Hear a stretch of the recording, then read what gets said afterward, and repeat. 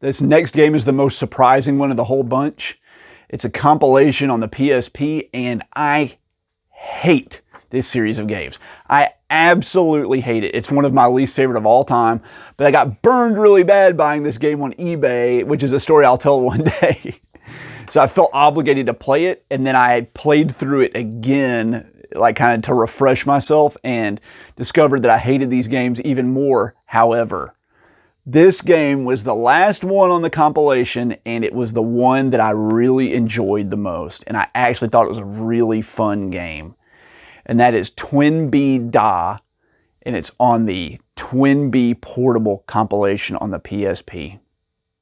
So this is a cute 'em up, as they say. It's a shmup with really cute elements, and like I said, I played through these games when they came out. Not when they came out, but when I originally purchased this PSP compilation, and I just spent a little cursory time with it. I played through each one of them, kind of credit feeding my way through, and I put it on the shelf. But I've been recently trying to go back through all the shmups that I finished and actually learn them and try to get the one credit clear and all of that.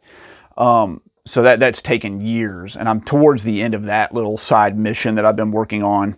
Like I said, I absolutely hate the TwinBee series.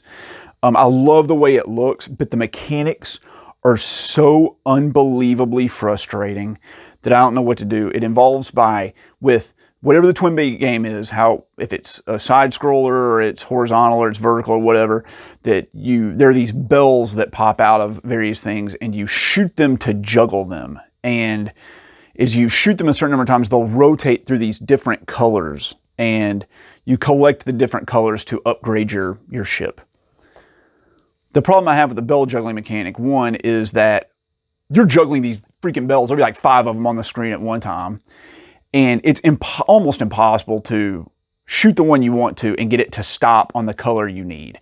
And it's really hard managing all that. But the thing that kills it is, as you're juggling these bells and you're focusing on it, it's really hard to focus on the enemies and the bullets that are all over the flipping screen. And the bells block your shots. So as you're juggling these bells all across the screen, like maybe 25 or 30% of the screen will be blocked because you're juggling these bells, which I just really hate.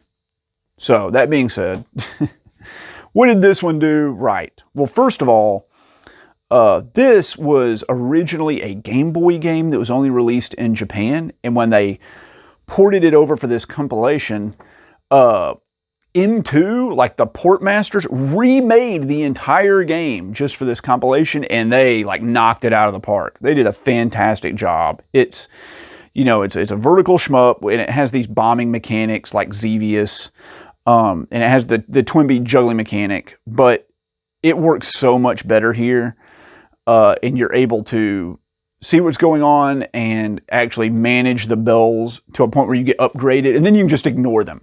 And you can just play the game, and you're able to get like fully powered up in the first level, where a lot of TwinBee games, it takes like half the game to get leveled up all the way. And the difficulty in this is pretty low, and it makes it a lot more fun. I was able to get the one credit clear on this game on normal on like my 3rd try playing through it. So it's a lot easier than the other ones.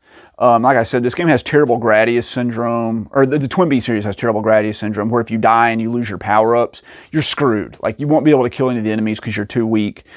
But this one, when you die, like, all your power-ups just pop out in this little ghost.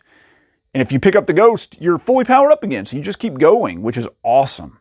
And as you can see, the game's bright, it's beautiful, it's colorful, it's cute, and the music is fantastic. The TwinBee games look great, and they sound great, they have great music. It's just that bell juggling mechanic that's so annoying. And like I said, the game, M2 really tweaked it.